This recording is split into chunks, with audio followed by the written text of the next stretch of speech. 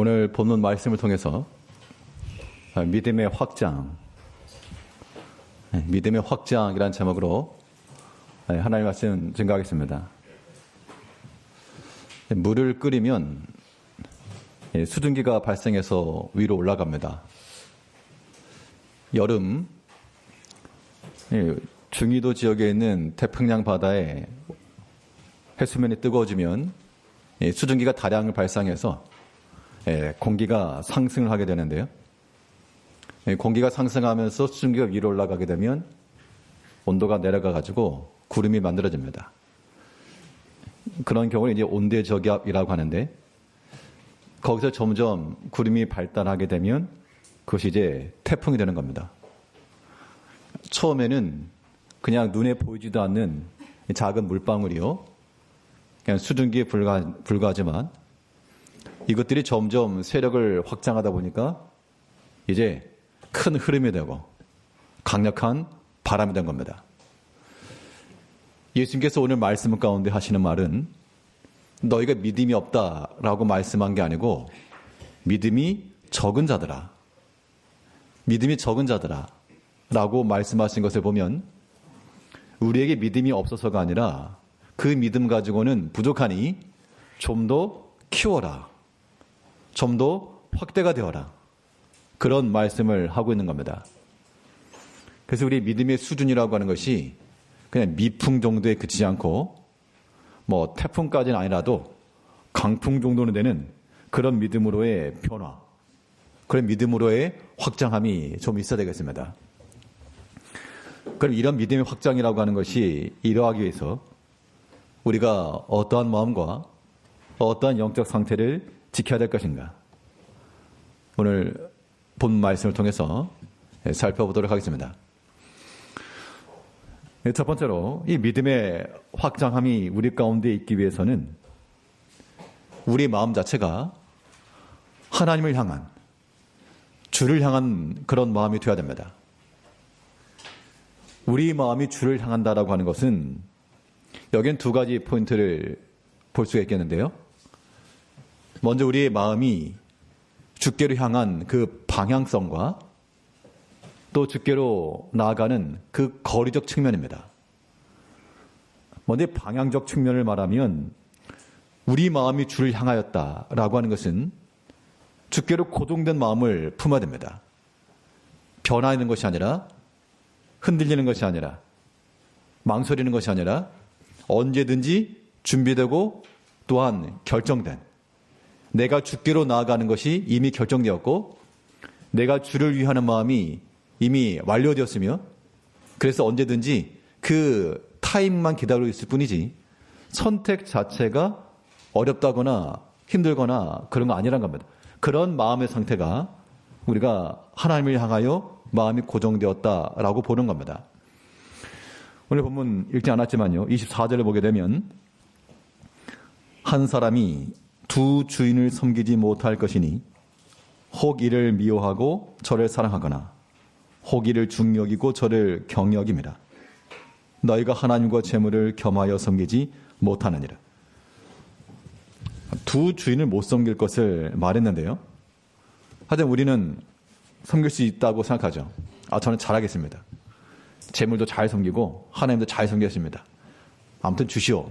그게 우리의 마음이긴 한데, 여기서 말하는 것은 믿음을 잘 섬기는 자들은 재물이 없어야 된다, 그 말이 아니라 그 마음 바탕이, 그 마음의 중심이 하나님께로 나아가지 못하고 그 반대의 것, 땅에 속한 것, 세속적인 것, 또한 재물에 속한 것, 이것이 더 먼저 손이 다거나 먼저 결정이 되거나, 그러면 방향이 잘못되었다라고 하는 겁니다.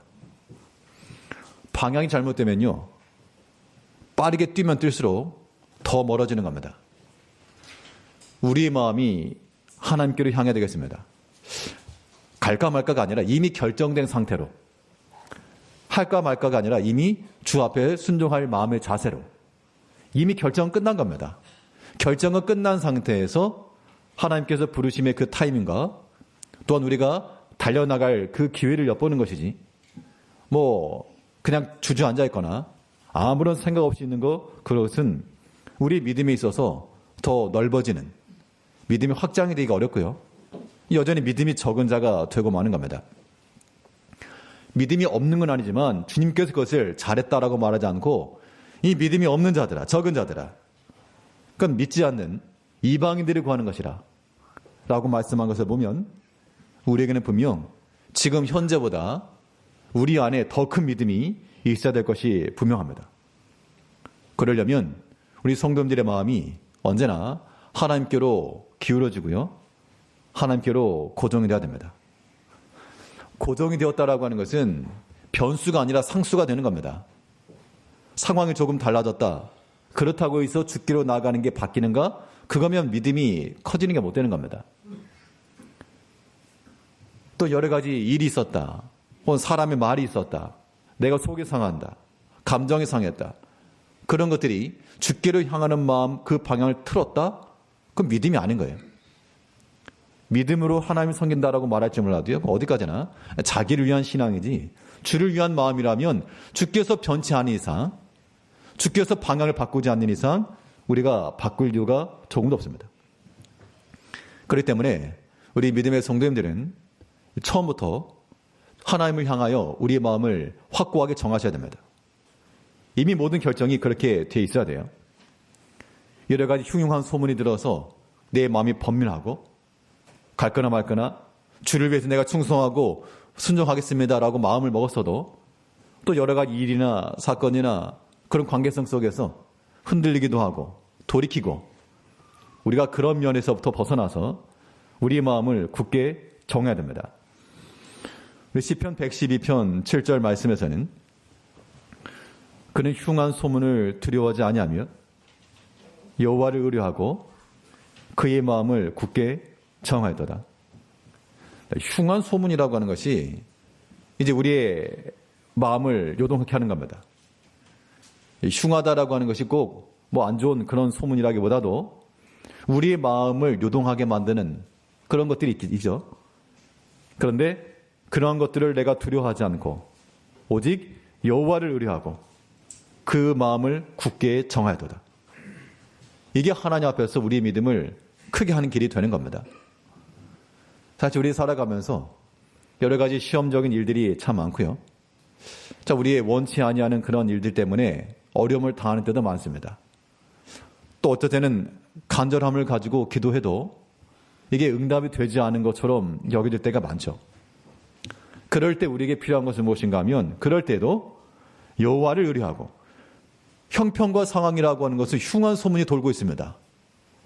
그 흉한 소문이라고 하는 것이 내 외적인 것이든 내 자신의 것이든 아무튼 여러 가지 흉한 소문이 돌아와서 그것이 내 마음을 괴롭게 하기도 하고 혹은 불편하기도 하고, 그럴 때 그때 우리의 반응은 무엇인가?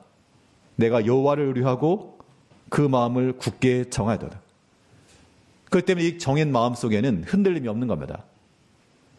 주를 향하여 나가고자 하는 이 마음이 그 어떤 시험이라도 어떤 사건이라도 흔들지 못하고 견고해진다. 비록 흉한 소문은 돌지라도 그 소문을 내가 들었어요. 들어서 내 마음에 조금은 흔들림이 있을 수 있을지 모르나, 그러나 여호와를 의뢰하는 마음으로 굳게 하라.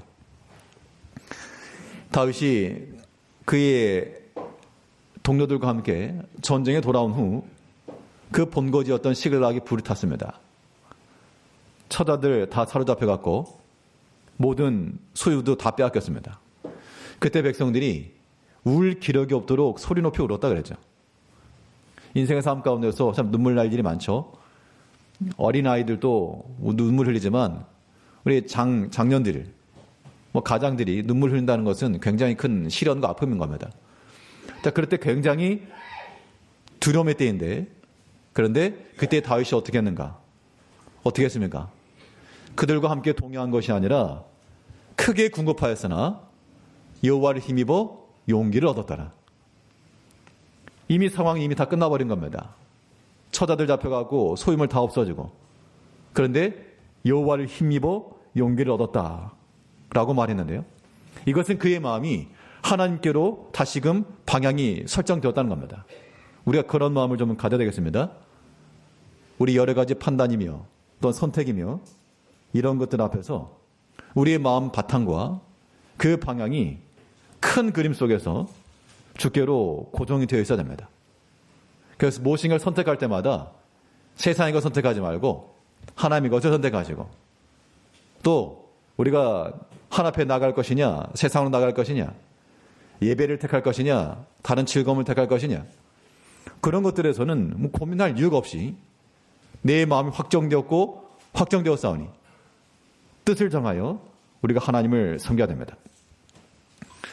자, 그러면 우리가 하나님께로 방향을 정했다, 하나님께로 우리의 마음을 고정했다. 그럼 그 이후에 와야 될 것이 무엇인가? 우리가 어떠한 사람에 대해서 호감이 있다거나 혹은 좀 더 알아가고자 하는 그런 마음이 생기게 되면 뭐 그 사람이 어디 사는지, 혹은 뭘 좋아하는지, 혹은 뭐 잘하는 게 뭔지, 그런 것들에 대해서 뭐 알고 싶은 마음이 있겠죠. 우리가 하나님께로 향한다라고 하는 것은, 하나님께로 마음이 향한다는 것은 우리가 점점 하나님과의 관계성 속에서 가차워진다는 겁니다. 사람과의 관계도 마찬가지예요. 부모 자식 간의 관계에서 자녀들이 부모님 뭘 좋아하시는가, 그런 것들에 대해서 알고 이해가 되면 또 그런 믿음의 그런 관계성 속에서의 교제도 가능하죠. 근데 뭐 아무리 키워놨어도 애들이 엄마 아빠가 뭘 좋아하시는 거 모르고 그러면 평생 키워놨더니 이것들이 모르네? 좀 서운함도 있을 수가 있겠죠. 관계라고 하는 것이, 우리가 주께로 향한다라고 하는 것은요, 그의 방향이 고정되었으면 이제는 변수라고 하는 것은 오직 하나, 하나님과의 그런 관계의 거리입니다. 거리. 그렇기 때문에 우리의 마음이 주를 향한다라고 하는 것은 우리가 좀 더 주께로 가까워지는 마음을 지녀야 됩니다. 자, 그러면 질문 하나 드리죠. 어떤 관계성 속에서 점점 가까워진다. 우리 사람과의 관계를 맺고 있으니까요. 어떤 사람과의 관계가 점점 가까워진다라고 하는 그 의미가 무엇이겠습니까? 그 전과 비교해서 어떤 사람과의 관계가 점점 가까워진다라고 하는 것은, 그 사람의 일과 그 사람에 관련된 그 여러 가지 내용들이 내 삶에 있어서 뒤로 밀려나는 것이 아니라 우선순위가 되어가는 것을 말하는 겁니다. 성도님들의 가정과 가족 구성원들을 사랑하시죠? 그러면 가족 구성원들에게 일어난 여러 가지 일들이 있고, 뭐 직장에서나 혹은 조금 관계가 그닥 친밀하지 않은 그런 사람들에게서 일이 있다 할 때 똑같은 일이 있으면 어디를 먼저 찾으시겠습니까? 당연히 내 사랑하는 아들, 딸들이 아프다 그러면 먼저 돌아보겠죠. 왜냐하면 그만큼 내 마음이 가고 가깝기 때문에 우리가 열일을 제쳐놓고서라도 먼저 그 사랑하는 자에게 가게 되어 있다는 겁니다. 오늘 본문에서 뭘 말하는가 하면, 우리가 하나님께로 마음이 있다라고 하는 것은 우리가 하나님의 일에 대해서 무엇을 갖는다? 우선권을. 내 개인의 일이 있고 내 육체의 일이 있지만 우리가 하나님께로 가까이 나간다라고 하는 것은 그것이 일단 뒤로 제껴지고요. 주를 향한 일에 우리 마음이 먼저 갈 뿐만 아니라 우선하여서 그 일을 택하여 나간다는 겁니다. 그런 것이 실제적으로 있어야지만 우리가 주께로 가까이 나간다라고 말할 수 있는 거죠. 오늘 본문 33절을 보게 되면요, 그런즉 너희는 먼저 그의 나라와 그의 의를 구하라. 그리하면 이 모든 것을 너희에게 더하시리라. 우리 뒷부분을 보기 좋아하지만 주님의 그 권면의 말씀은 이 앞부분에 있는 겁니다. 너희가 먼저 주의 나라와 그의 의를 구하라. 우리가 하나님께로 마음이 가까워지고 점점 그 거리라고 하는 것이 좁혀진다는 얘기는 그 주의 일에 대해서 우리가 먼저 행할 수가 있는 겁니다. 이게 가까워지고 사랑한다는 증거가 되는 것이죠. 그렇지 않으면 우리가 우선하여서 택하지 못하고 항상 뒤로 밀려나는 겁니다. 예배라고 하는 것과 우리 개인의 생활, 이것 가운데 예배가 뒤로 밀려나고요. 주 앞에 봉사하는 것과 내 개인 생활, 이것도 뒤로 밀려나고요. 또 우리 경건 생활과 내 육체의 즐거움, 이것도 뒤로 밀려나고요. 그건 우리가 주께로 가까이 나가는 게 아니죠. 그 상태는 믿음이 적은 자들아, 예수님께서 책망하시는 그런 상태가 되는 겁니다. 이제 우리 마음이 주께로 고동될 뿐만 아니라 점점 가까이 나아가기 위해서는 우리의 판단과 우리의 선택과 결정을 보면 되는 거예요. 내가 주를 위해서 먼저 택하고 주를 위해서 먼저 행하겠습니다. 아예 처음부터 그렇게 결정을 해놓고 나가야 됩니다. 모든 그 교사들 예배 드리면서 청년들에게 한번 질문해 봤습니다. 혹시라도 어떤 또 한 번의 그런 단기 선교의 기회가 주어지게 되면 혹시 갈 마음이 있느냐 물어봤더니 다들 속으로만 대답하고 아무도 대답 안 했는데요. 예. 그런 기회가 주어진다 그러면 혹시라도요. 그러면 이번에는 못 가는데 한번 가보겠습니다. 그런 마음을 아예 처음부터 정해놓고 나가면 이거는 뭐 어떤 상황이 앞에 있을 때 고민하거나 망설이거나 그럴 필요가 없는 거죠. 왜냐하면 이미 마음에 결정해 놨기 때문에 그때 내 개인적인 스케줄 이런 것들은 이제 뒤로 밀려날 수 있는 겁니다. 그런데 그렇지 않고 한번 가봐지고요. 그때 가봐서요. 그러면 뭐 그런 마음을 가지고서는 그게 적극성을 띨 수가 없겠죠. 우리의 믿음의 행위라고 하는 게 마찬가지입니다. 우리는 처음부터 결정하고 나가는 겁니다. 근데 이겨놓고 싸운다는 말이 그래서 나오는 거죠. 우리의 믿음의 모든 판단과 결정이라고 하는 것은 그때 가봐서요. 그때 가봐서요 그 말은요. 뭐 마음 없어요 그 말과 똑같은 겁니다. 우리가 사람과의 관계에서도 마음이 있고 관심이 있으면 먼저 선택하는 겁니다. 우리 모든 성도님들의 판단과 결정들이 점점 주께로 가까워지는 그런 마음이 되기 위해서 주의 일을 먼저 택할 줄 알고요. 내 개인의 일보다 내 개인의 상황보다 주의 일을 먼저 택할 줄 아는 그런 사람들 하나님께서 그들을 찾으시고 기뻐하시는 겁니다. 그렇지 않으면 이 믿음이 적은 자들아 우리 하나님 믿는 백성들로서 이 믿음이 적은 자들아 그런 판단과 평가가 아무런 상관도 없고 괜찮아요. 그러면 이거는 잘못된 겁니다. 이거는 우리가 믿음이 적은 자들아 이런 판단에 우리 자신을 부끄러워할 줄 알아야 되고요. 좀 더 나은 믿음을 가져야 되겠다 이런 생각을 좀 가질 줄 알아야 성장함이 있는 거지. 뭐 그렇거나 말거나 그런 마음을 가지고서는 우리가 하나님을 기쁘시기도 할 수 없고 그 믿음은 적응이 되고 마는 겁니다. 능력이 안 나타난다는 얘기죠. 그러니까 우리가 하나님을 가까이 하고 그를 먼저 우선하여 택한다라고 하는 것 하나님께서 우리에게 무엇을 원하시는가? 우리가 주께로 가까운 마음을 간다라고 하는 것은 주님께서 또한 원하는 그 마음을 우리가 품어야 되는데 주께서 우리에게 기대하시고 우리가 바라시는 것이 무엇인가? 그것도 물어봤습니다. 부모님이 좋아하는 게 뭐라고 생각하느냐? 그랬더니 한 청년이 대답하기를 가족? 이렇게 대답하더라고요. 가족? 물론 가족도 좋아하겠죠. 어제 막내 아이가 뭐 책을 좀 공부를 좀 하라고 시켰더니 문제를 푸는데 거기에 이제 문제가 뭐가 있었는가 하면 이제 사람에 대한 소개입니다. 소개. 내 친구 소개하는 거 이런 소개하는 게 있었고 마지막에 서술형 문제 중에 하나가 자기가 아무나 한 사람을 정해가지고 뭐 좋아하는 한 사람 정해가지고 그 사람이 좋아하는 게 뭐고 잘하는 게 뭔지 쓰는 칸이 있었습니다. 그래서 이거 어떻게 해야 되냐 그래서 그냥 너가 한 사람 정해 앞에 진이가 있어가지고 진이 누나 써봐 그랬더니 그거는 좀 그래서 그건 좀 그러면 학교 친구 누구 한 명 적어봐 그랬더니 아빠를 적겠답니다. 그래서 그래? 그럼 써보라고. 아빠 이름이 뭐냐 그랬더니 최효승 썼어요. 보통 최효승 이름은 제가 쓰는데 남이 쓰는 거 보니까 또 애가 쓰는 거 보니까 좀 마음이 좀 웅크렸습니다. 그리고 이제 좋아하는 것 뭘 쓰나 궁금했습니다. 얘는 날 어떻게 할까? 아빠가 좋아하는 거 뭘까?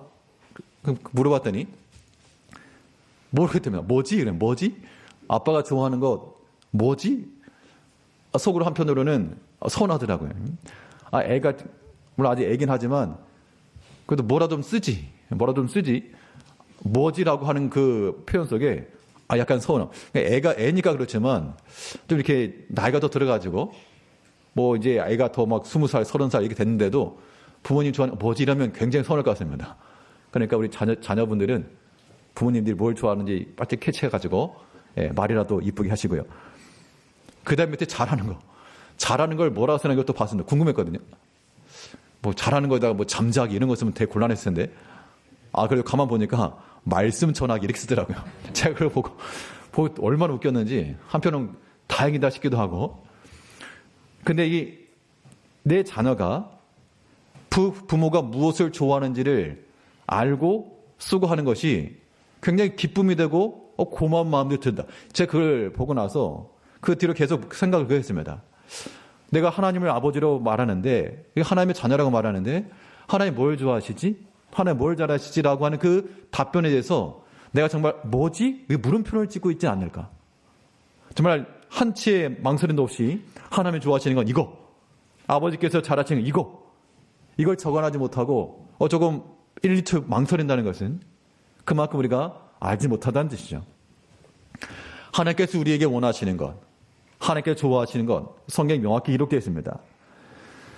여호수아 22장 5절 말씀을 보게 되면 너희 하나님 여호와를 사랑하고 그의 모든 길로 행하며 그의 계명을 지켜 그에게 친근히 하고 너희 마음을 다하며 그를 섬길지니라.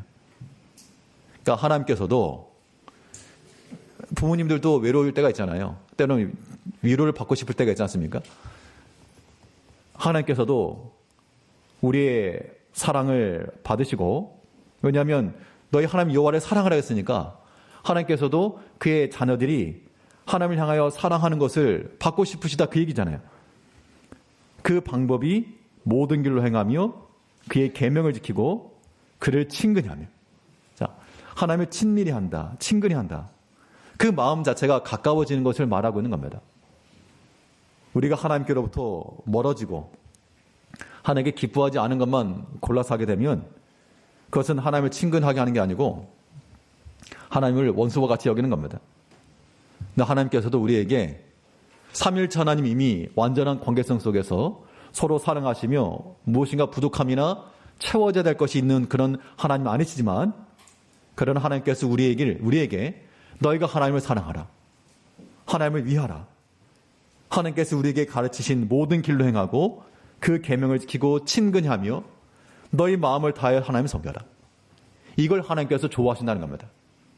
그렇기 때문에 하나님 아버지가 좋아하시는 것이 무엇이냐 라고 물어보면 우리는 한치의 망설임도 없이 일필휘절어서 하나님을 사랑하는 것, 또한 그에게 마음을 친근히 하는 것, 마음을 다하여 그의 계명을 지키는 것, 이런 것들이 우리 가운데서 기록이 되어야 됩니다. 그럼 그렇게 우리가 선택하면서 사는 거죠. 이제 예수님께서 이방인들이 구하는 것으로 구하던 그들에게 이 믿음이 적은 자들아 라고 책망하셨는데, 그 책망이 우리 자신에게 들려야 됩니다. 내가 수십 년간 믿음의 연수를 자랑하면서 과연 그 믿음이 있느냐, 참으로 주를 향하여 마음이 있느냐, 그 어떤 것보다, 내 자신의 일보다, 내 가정의 일보다, 내 자식의 일보다 하나님을 더 우선하여 선택할 수 있느냐, 그런 마음들, 그런 질문 속에서 우리가 주께로 우리의 마음을 향하며 점점 가까이하여 하나님을 친밀하게 대할 수 있는, 그래서 우리의 믿음을 점점 확장시켜 나가시는 우리 성도님들이 되시기를 바라겠습니다. 둘째로, 우리의 믿음이 확장되기 위해서는 우리가 주를 향하여서 마음을 갖는 것, 이것도 중요하지만 그러나 더 중요한 것, 더 중요하다라고 하는 것은 더 근본적으로 우리가 잊지 않아야 될 것, 기억해야 될 것이 무엇인가요? 내가 하나님을 사랑합니다라고 하는 신앙 고백보다도 하나님의 나를 사랑하신다라고 하는 그 믿음의 확신이 더 중요한 겁니다. 이거 없으면 우리가 언제 흔들릴 수가 있어요. 우리의 신앙 고백이라고 하는 것이 때로 흔들리기 쉽지만, 그러나 하나님이 나를 여전히 사랑하시고 변화없으시다 라고 하는 그 믿음의 확신을 갖는 사람들은 흔들림 없이 나아갈 수가 있는 겁니다. 그러므로 우리에게 중요한 것은 주를 향한 우리의 마음이 우리 가운데 있어야 될 뿐만 아니라 또한 우리를 향하신 그 주의 마음이 우리 가운데 확신 가운데 있어야 됩니다. 나를 상하시고 나를 아시는 하나님, 그러려면 하나님의 사랑을 우리가 확신해야죠. 하나님께서 우리를 버리지 않으시고 잊지 않으시고 여전히 우리를 향하신다라고 하는 그 하나님의 사랑을 우리가 잊지 않아야 됩니다. 오늘 보면 26절을 보게 되면 공중의 새를 보라, 심지도 않고 거두지도 않고 창고에 모아들이지도 아니하되 너희 하늘 아버지께서 기르시나니 너희는 이것들보다 귀하지 아니하냐. 공중의 새를 봐라. 여기서 지금 이 말은 너희는 그것들보다 더 귀하다. 물론 비교의 대상이 공중의 새이기 때문에 내가 뭐 셉니까? 뭐 그렇게 말하는 사람도 있다고 하는데요. 여기서는 그런 차원이 아니라 하나님께서 그만큼 너희를 어떻게 여기신다? 너희를 귀하게 여기신다. 귀하게 여기신다. 우리가 만약 어떤 손님이 온다 할 때도요. 좀 내가 귀하게 생각하는 손님이 오게 되면 거기에는 평소 내가 먹던 거 혹은 평소 하던 거 그 이상으로 접대가 가능하죠. 왜냐하면 귀한 손님이기 때문에 그런 겁니다. 근데 하나님께서 우리를 향하여서 귀하게 여기신다. 귀하게 여기신다. 그럼 최소한 그런 마음을 가져야죠. 어거스틴의 참회록과 그의 모든 서신 가운데서요. 그가 하나님을 알고자 하는 그런 마음을 기록한 그런 문구가 하나 있습니다. 그가 기록한 걸 보게 되면 하나님, 제가 하나님을 알고 싶습니다. 하나님의 생각을 알고 싶습니다. 어떤 생각을 알고 싶냐? 나를 생각하시는 하나님의 생각을 알고 싶습니다. 그렇게 표현을 했어요. 저는 그걸 굉장히 크게 들었습니다. 단지 우리가 하나님을 믿습니다. 하나님을 사랑합니다. 정도가 아니라 하나님께서 나를 어떻게 평가하시는지 그 하나님의 평가를 알고 싶습니다. 그런 얘기잖아요. 그럼 단순히 내가 하나님을 사랑하면 이 정도가 아니라 나는 그렇게 표현하고 나는 하나님을 잘 믿노라라고 자칭 말할지 모르지만 하나님의 판단과 평가 속에는 글쎄 너가 말하는 것보다 평가는 좀 박하다. 너는 한 80점 생각할지 모르지만 나는 한 30점 생각하고 있다. 그런 걸 생각하게 되었을 때 하나님의 생각이 내게 들어지게 되면 그럼 이제 우리의 입장이 정해지는 거죠. 아, 내가 지금 잘하고 있다고 생각했는데 나 지금 30점밖에 안 되나? 하나님께서 넌 30점이야 라고 생각하고 계신단 말이야? 그건 얼마나 우리 가운데 큰 울림이 되겠습니까? 반대로요. 내가 하나님 앞에 버림받았나? 왜 하나님 날 도우시지 않으시지? 나 이렇게 어려운 가운데 있는데 왜 하나님은 아무런 움직임도 없고 이 고통 가운데 날 두시지? 라고 생각하고 있었는데 하나님의 생각이 보니까 너희가 지금 어려워도 두려워하지 말아라. 내가 여전히 너 사랑하고 있다. 걱정하지 말아라. 너희를 위해서 내가 예비해 놓으신 것이 있다. 그걸 내가 안다 그러면 두려워하지 않을 건데 염려하지 않을 건데 그 하나님의 생각과 그 하나님의 은혜에 대한 확신이 없기 때문에 우리는 여전히 불안하고 두렵고 염려가 된다는 겁니다. 그런데요. 참으로 우리가 살려면 우리 마음이 평안히 살려면 하나님의 사랑을 확신하셔야 됩니다. 지금 당장 우리 가운데 여러 가지 염려가 돼도요. 염려라고 하는 것 우리가 살아가다 보면 염려할 게 많죠. 여러 가지 큰 일들, 참 답답한 일들, 참 도움이 없는 그런 상황 속에서 어찌해야 될지 모를 그런 상황들이 많다는 겁니다. 그러면 하나님이 아무리 하나님 앞에 기도하고 간절함을 가져도 뭐 답이 안 나오는 때가 많다는 얘기예요. 그럴 때 우리가 어떻게 할 것인가? 지난주 몇몇 목사님과 좀 교제 시간을 가졌는데요. 그냥 한 분 목사님께서 그 예배당 처소를 옮겨되었습니다.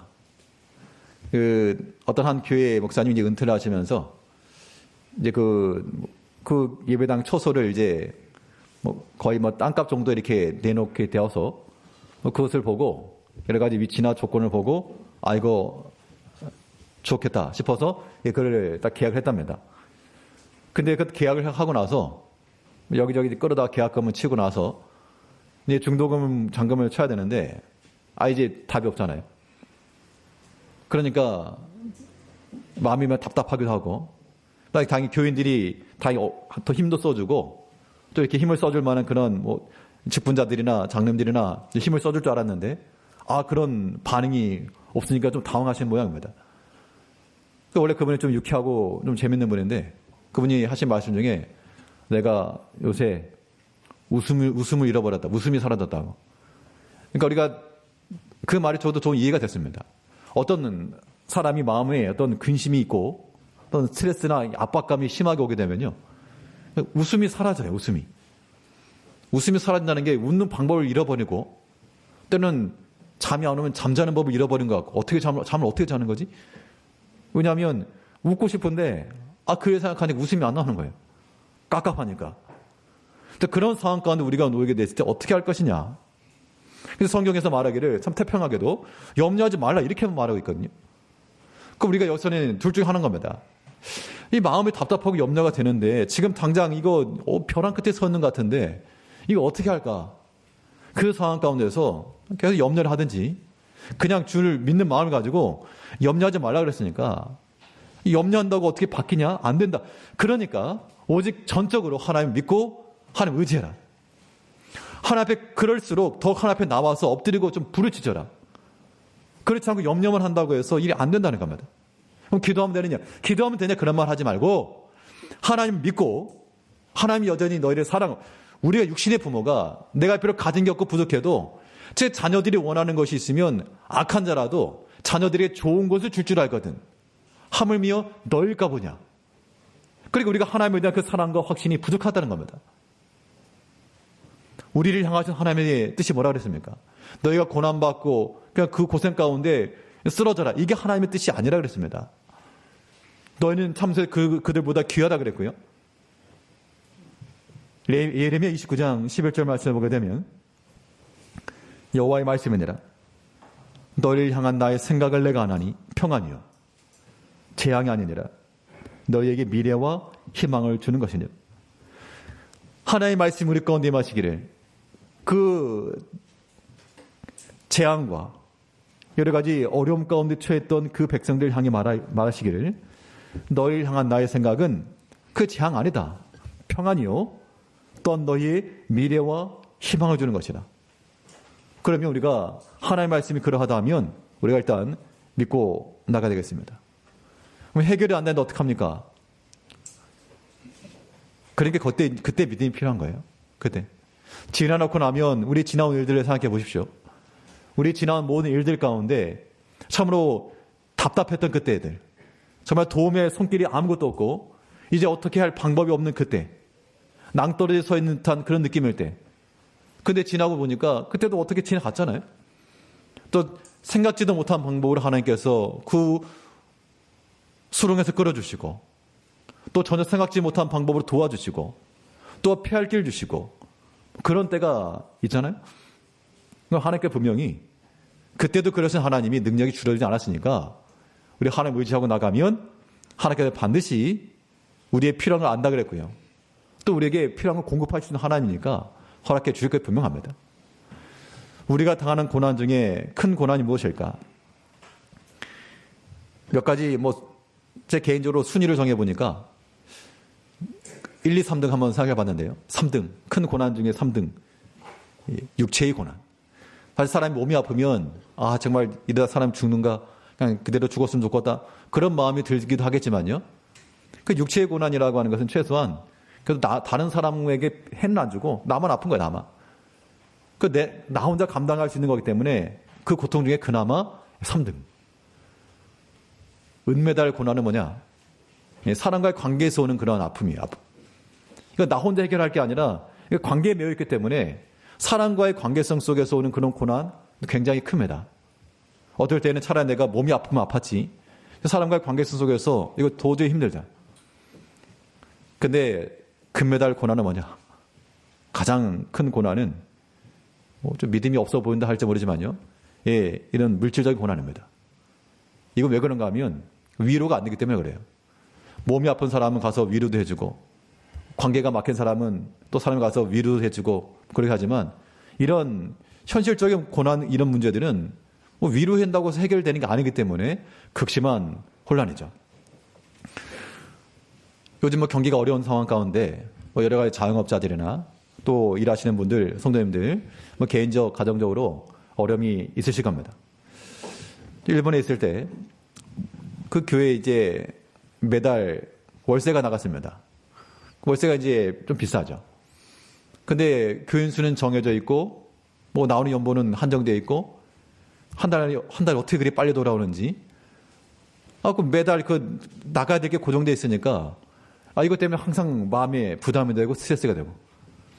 근데 매달마다 지나놓고 보니까 이번 달 어떻게 해야 되나 그러고 있는 차에 생각지도 않게 방문하신 분들이 와서 연불하고 가기도 하고 아무튼 매달 그렇게 지나갔었습니다.